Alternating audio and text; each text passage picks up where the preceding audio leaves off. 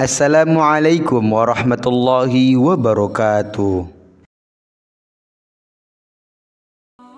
Banyak manusia yang tak puas dengan nasib hidupnya kemudian mengeluh, Tuhan tidak adil. Namun kita sadar bahwa memang sangat sulit memahami keadilan Allah di muka bumi ini. Bayangkan saja, manusia adalah makhluk yang terbatas. Ia pasti melihat sesuatu dari sebagian sisi saja. Mustahil manusia bisa melihat apa yang terjadi dari semua sisinya. Sementara Allah memiliki ilmu yang tak terbatas. Dia melihat sesuatu secara utuh dan menjalankan keadilannya sesuai dengan ilmunya. Lalu bagaimana manusia akan bisa memahami keadilan Allah?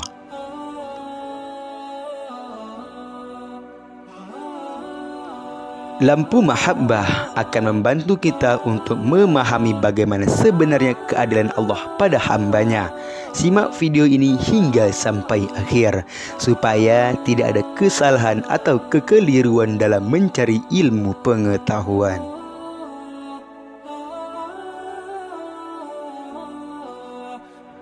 Nabi Musa alaihissalam merupakan salah seorang ulul azmi yang mulia. Rasul yang diutus oleh Allah Subhanahu wa Ta'ala kepada Bani Israel itu menerima kitab Taurat. Kisahnya banyak disampaikan dalam Al-Quran. Allah memuliakan Nabi Musa alaihissalam sejak masih kecil. Beliau diselamatkan dari incaran Fir'aun yang hendak membunuh semua bayi laki-laki keturunan Israel di Mesir. Ia pun tumbuh besar di istana Fir'aun. Sesudah diangkat menjadi nabi, Musa alaihissalam diperintahkan oleh Allah untuk menyuruhkan kebenaran kepada si raja Mesir tersebut. Saat bermunajat di Bukit Tursina, putra Imran tersebut diperkenankan oleh Allah Ta'ala untuk berbicara dengannya tanpa perantara malaikat. Ini adalah sebuah keistimewaan. Bergenerasi-generasi demikian. Khususan tersebut juga diperoleh Rasulullah Muhammad sallallahu alaihi wasallam, yakni tatkala beliau Isra ke langit teratas. Selama beribadah sendirian di Tursina, Nabi Musa alaihissalam kian mendekatkan dirinya kepada Allah Subhanahu wa Ta'ala. Pada suatu hari, terbesit dalam benaknya untuk mengetahui seperti apa wujud keadaan Allah Azza wa Jalla. Ia sangat penasaran bagaimana Allah menjatuhkan keadilannya atas makhluk-makhluknya di dunia. Maka sosok yang diberi mukjizat membelah laut merah itu berdoa kepada Rabb-Nya, "Ya Tuhanku, perlihatkanlah kepadaku keadilan dari sisimu."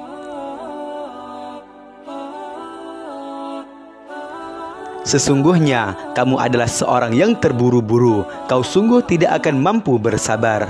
Firman Allah Subhanahu wa Ta'ala kepada nabinya itu.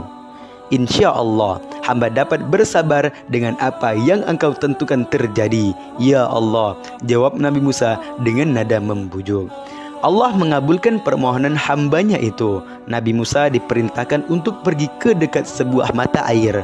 Di sana dirinya lalu bersembunyi di balik batu cukup besar. Ia pun disuruh untuk menyaksikan peristiwa yang akan terjadi sebentar lagi.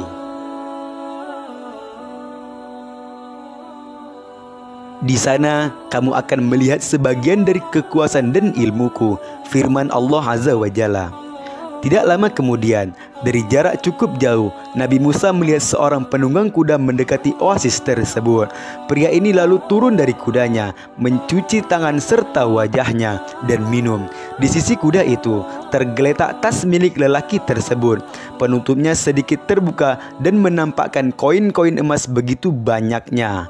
Lelaki tersebut kemudian melaksanakan sholat. Sesudah itu ia kembali menaiki kudanya. Sayang sekali tas yang berisi keping-keping emas miliknya itu tertinggal. Melihat itu Nabi Musa nyaris berteriak memanggil orang tersebut. Akan tetapi yang hendak dipanggil sudah terlebih dahulu pergi sembari terus memacu kudanya.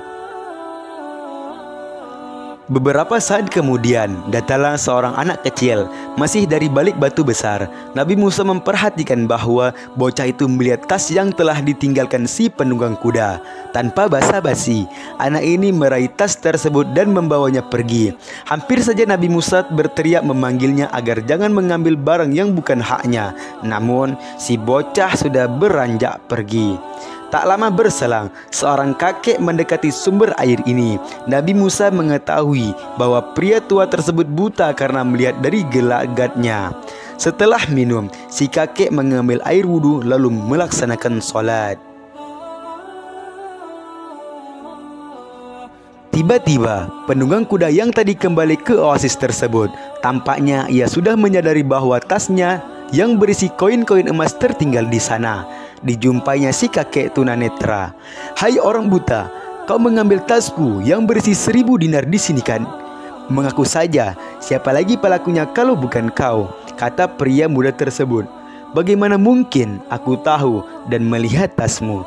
Aku baru saja datang di sini dan langsung wudhu, kemudian sholat. Lagi pula kedua mataku buta," jawabnya. Si penunggang kuda seketika marah mendengar alasan kakek tersebut. Tanpa ragu, ia menghenuskan pedangnya. Leher si kakek ditebasnya hingga tewas di tempat. Setelah itu, jasad kakek tersebut digeledahnya. Namun, tas yang dicari-carinya tak kunjung ditemukan. Dengan raut wajah kesal, lelaki muda ini pun meninggalkan oasis tersebut. Nabi Musa hanya diam menyaksikan peristiwa itu. Saudara Nabi Harun ini lantas bermunajat, "Wahai Tuhanku, hamba telah bersabar tidak melakukan apa-apa selain menyaksikan kejadian yang ada di depan mataku. Hamba pun meyakini bahwa Engkau sungguh adalah Zat yang Maha Adil. Akan tetapi, mohon terangkanlah kepadaku maksud kejadian ini." Turunlah malaikat Jibril kepadanya. "Wahai Musa," kata Jibril, "Tuhanmu menyuruhku untuk menjelaskan hikmah di balik peristiwa itu yang belum kamu ketahui maksudnya." Jibril mengatakan, "Bocah yang mengambil tas itu sesungguhnya telah mengambil hak miliknya sendiri, sebab ayah anak tersebut pernah bekerja sebagai buruh dari si penunggang kuda. Selama bertahun-tahun bekerja, tidak pernah sekalipun bapak ini memperoleh bayaran yang semestinya. Dan kalau dihitung, jumlah uang emas dalam tas itu sama dengan penghasilan yang seharusnya diterima almarhum." Adapun kakek buta yang ditebas si penunggang kuda itu merupakan pembunuh. Ya, orang tua itu sebelumnya telah membunuh bapak dari si bocah tadi. Maka kejadian yang dialami di dekat oasis tersebut berarti bahwa dirinya telah mendapatkan hukum kisos. Demikianlah, setiap orang telah mendapatkan haknya masing-masing dalam peristiwa tersebut. Kalau dilihat hanya dari perspektif orang biasa, tentu kesimpulannya semata-mata bahwa ada kasus pencurian dan pembunuhan di sana. Padahal di balik itu ada keadilan Allah yang terjadi.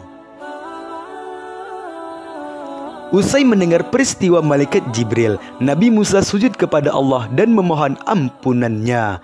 Benarlah firman Allah dalam surah Al-Zalzalah ayat 7 hingga 8 yang artinya, "Maka barang siapa mengerjakan kebaikan seberat zarah, niscaya dia akan melihat balasannya. Dan barang siapa mengerjakan kejahatan seberat zarah, niscaya dia akan melihat balasannya."